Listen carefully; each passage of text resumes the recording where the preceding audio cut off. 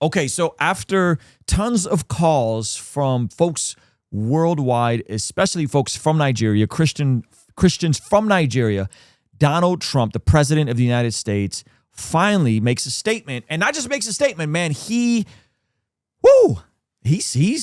ain't messing around, okay? And this is one of those things. You guys know I don't agree with Trump on everything, but this is one of those things I think he knocks it out of the park on. He says, this is directly from the White House official post. He says, the United States cannot stand by while such atrocities are happening in Nigeria and numerous other countries. We stand ready, willing, and able to save our great Christian population around the world. And not just that, he says more than that. He says Christianity is facing an existential threat in Nigeria. If you haven't seen those videos, they're absolutely heartbreaking. The mass graves, the pastors and priests calling out for attention from the world, the nonstop, people pointing to what's happening in Gaza while ignoring what's happening in Nigeria. It is absolutely heartbreaking. I saw a video today of a mother holding her children right before they were executed, and it is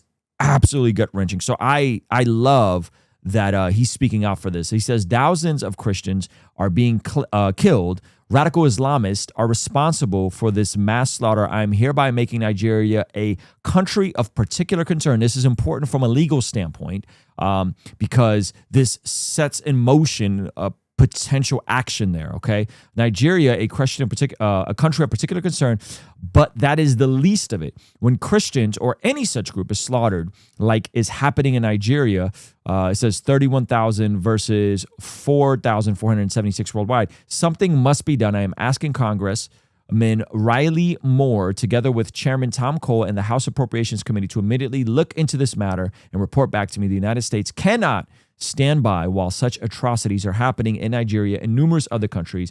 We stand ready, willing, and able to save our great Christian population around the world. That is a great statement. That is a great statement. But it didn't just end there. It didn't end there. He doubled down on this as he's getting more information. He went on to say, if the Nigerian government continues to allow the killing of Christians, the USA will immediately stop all aid and assistance to Nigeria and may very well go into that now disgraced country, guns a-blazing. Okay. Tough guy talk, but I think Trump will back it up, all right? He says to completely wipe out the Islamic terrorists who are committing these horrible atrocities, I am hereby instructing our Department of War to prepare for possible action. Possible action. If we attack, it will be fast, vicious, and sweet, just like the terrorist thugs attack our cherished Christians. Warning, the Nigerian government better move fast. We're kind of breaking down what some solutions are to this in a moment from a friend of mine who is Nigerian, and she actually came on a podcast that's about to come out. We're going to go deeper on some of this sort of stuff in a moment, but she gives some possible solutions. But let me just show you guys some of the response now that's coming out. This has folks like Nicki Minaj who are saying, imagine hearing that Christians are being murdered, making it about being gay. So Nicki Minaj came out in support of this, and then I guess got dragged for this, which is really interesting. That Nicki Minaj trending in this entire thing is fascinating. In Nigeria, and they have other countries very bad also.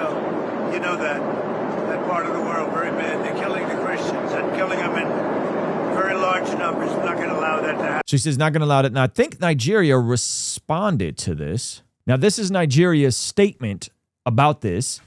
They said, our administration has maintained an open and active engagement with Christians and Muslim leaders alike and continues to address security challenges which affect citizens across faiths and regions. Their characterizations of Nigeria as religiously intolerant does not reflect our national reality, nor does it take into consideration the consistent and sincere effort of the government to safeguard freedom of religion and beliefs for all Nigerians. Religious freedom and tolerance have been a core tenet of our collective identity and shall always remain so. Nigeria opposes religious persecution and does not encourage it. Nigeria is a country with constitutional guarantees to protect all citizens of faith. Our administration is committed to working with the United States government and the international community to deepen understanding and cooperation and protection of communities of all faiths. Wow. Okay. So a buddy of mine put this up. So this is a acquaintance of mine. His name is Solomon Bucci. Hopefully I said that right. And he's been putting up some really good videos about this. Message to Nigerian Muslims, especially northern Muslims. But before that, I want to show you guys a couple posts. This is by Bashir Ahmed, former presidential aide, just after a Christian was for blasphemy. And this is what he says: I can't pretend or keep silent. I support the death penalty for blasphemy. That's my belief, and I do not and will never support blah blah blah. This is a very, very popular Muslim personality in Nigeria who used to work with the government. And then this is from a sheikh. Is it sheikh or sheikh? However it's pronounced. Sheikh Gumi. Don't vote for politicians who will attack and kill bandits. They are our warriors in forests. Darkness. These are pretty high up people that are connected to the government, and they're flat out. It sounds like they're complicit in this genocide. So this is another one from Sheikh Gumi. Allow bandits to guard our forest for peace to reign. And just to let you know, this Sheikh Gumi was banned entry to Saudi Arabia for his extremist Islamic views. Yeah, if the Saudis won't take you in, and you have influence in Nigeria, this is a problem. But he's a free man in Nigeria. There are so many examples I can give. But Muslims are always very quick to say, but not all of us. But that's not what we believe in. But you guys don't say anything. A lot of Muslims are very quick to frown upon blasphemy, to even push that people should be killed for blaspheming their prophet, but they are not quick to advocate against the Islamic radicalist amongst them. That's a lot of the issue with Islam is again, I think it's important that we distinguish, and we don't say it's all Muslims, but it is Islam. The downstream effects are Islam produce this sort of chaos. Like, I know this as someone that is Armenian, that was brought up in Azerbaijan. And the reason why we came to the United States as refugees is because of the intertwined nature with the Arzis and their downstream effects of Islam, specifically Shia Muslims, right? So this is not something that, it's not in a vacuum. It's like wherever you see this spread, it gets worse and worse. And it seems to always bring harm to the Christian population, if the Christian population is the minority in these regions of the world. And the Armenians were the minority in Azerbaijan, or Christian Nigerians are the minority in Nigeria, and it's like a direct through line. Or you can argue, oh, but they are not part of us. What are you doing? You speak their language, you dine with lots of them, some of them are your family members. How are you challenging them? How many times have the moderate Muslims in Nigeria gone on the streets to protest against Boko Haram insurgency and to protest against the Islamic leaders who keep on fanning the flames of extremism and terrorism? How many times? Barely. But if it's about child marriage, blasphemy, and having 200 children in abject poverty and stark illiteracy, you guys are going to be in the forefront. But when it's about defending your faith, the thing you believe to be your faith, against the people you believe that are radicalizing it, you say nothing. So you're basically more invested in telling us what Islam is not, when Islamic radicalists people, but you're not that invested in campaigning against those Islamic radicalists. And Bingo. So miss me with, man, this is Islamophobic. It's like, bro, if you can't call out the crazies in your own camp, there's a problem there. There's a serious problem there. And some of you guys get mad at me for sometimes needing to call out the crazies in my own camp, whether that's the folks on the right that are absolutely cooked on race realism or Israel derangement syndrome, and yet they're all silent.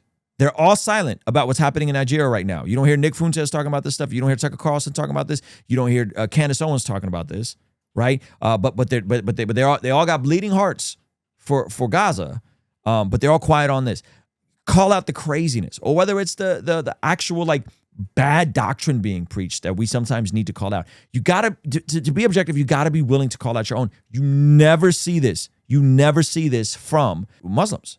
That makes you complicit, because evil thrives not just because of evil people, but because of quote unquote good people who keep quiet. I have a very simple message. That's right. And then he goes on to add another little slideshow here. He said, to my fellow Muslims in Nigeria, let's be honest with ourselves. No emotion, no sentiment, just truth. Yes, Muslims have also been killed in this country. Nobody denies that. We've also lost innocent lives in mosques, villages, and marketplaces. But let's stop twisting facts. Who are the killers? Are they Christian? No. Are they Jews? No. Are they Buddhists? No. They are jihadi extremists who hide under the name of Islam to slaughter both Christians and Muslims who disagree with their madness. So when Christians cry out that they are being massacred because of their faith, Let's stop rushing to say Muslims are victims too. That's not the point. Christians are being targeted in the name of religion. Muslims are being killed for refusing to join in the madness. Both are, and we see this in Gaza right now. We see the daggone Hamas kill fellow Palestinians, right? Who aren't on their side. You've seen some of this stuff in the West Bank, right? You've seen them kill their own, right? Both are victims, but the ideology behind the wears a jihadi's face, not a Christian one. No Christian has ever killed a Muslim in this country in the name of Jesus. But how many times have we seen mobs shouting Allah Akbar while burning churches and murdering innocent people? From Borno to, I don't know how to say these words, so forgive me, guys, to Jos Plateau, from Kaduna to Yale to Yolo, these things happen and we all know it. Okay, so I love the fact that he's speaking directly into this. That's why the world no longer takes our defense seriously. We can't claim to be victims while defining the monsters among us. Until Muslims in Nigeria openly condemn and fight jihadis with the same energy they defend Islam, this bloodshed will never end. Every time you justify or stay silent, you're empowering those who destroy our image and faith. Let's stop being hypocritical. This isn't about defending religion. It's about saving our humanity. Islam means peace, but too many people have turned it into a weapon. We must unite Muslims and Christians against the jihadis who have hijacked the country. Enough is enough. Now, the solution from a acquaintance of mine is actually a little different. He's saying we got to unite the Muslims and Christians. This is what my friend Antonio Cover says. She says, I appreciate the cause for Trump to assist Nigerian Christians with what is currently going on, but there is a solution. If America wants to help, we need to recognize and support the Christian state of Biafra. It's been over 50 years in the making. I, an Igbo woman, grew up hearing about the Civil War from my parents. The sentiment remains. There's a strong urgency from Nigerians today to finally get the Christian state they fought for in the late 1960s. President Trump want to do something radical, something to truly help the Christians of a progressively oppressive Islamic state, then as the leader of the free world, support the state of Biafra. Shout out to Antonio Cover. Now, again, well, you know what's going to happen, okay? If that happens and that state goes on, I don't know how they're going to draw up the boundaries, but hypothetically, in a dream case scenario, the Christians of Nigeria get their own land. If that happens and the Christians and Jews are separated from the Muslims, what's going to happen? Well, they'll likely go on to flourish and thrive because there's specific downstream effects like engaging with technology, engaging with art, engaging with media, developing oneself that you just, if I'm honest, like you look at Islam and it's like music is haram and this is haram and that is haram and everything is haram, right? That civilization will flourish. They will become more successful, just like we've seen in Israel. And then the people will cry and say, it's a two-tier system and it's apartheid and it's bad. No, like I guarantee you that is what will happen is when Christians are protected in this part of the world, this will turn into the West colonized and stepped in and all that kind of stuff. Instead of just saying, man, there's a gang of corruption in Nigeria. I got a friend of mine, Remy Adedelke, who's on the channel, was the son of a Nigerian prince. Unapologetic that it has nothing to do with colonialism. It has nothing to do with Britain or America. Nigeria has historically had a ton of corruption, and he lost his entire, family legacy because of all the corruption that's happened there. And so it's a tragic situation. I'm glad the president is speaking up. I hope there's solutions. If you want to see my conversation with Remy Adedelke and his entire life story, it is extremely powerful. We'll have it linked up over there. Nigerian who was brought up in the Bronx, served as a Navy SEAL, and was the son of a prince, and just how crazy all this happened to him. I'm so glad that people are speaking up to it. So anyway, check out the conversation. My man Remy, I'll see you over there. All right, peace.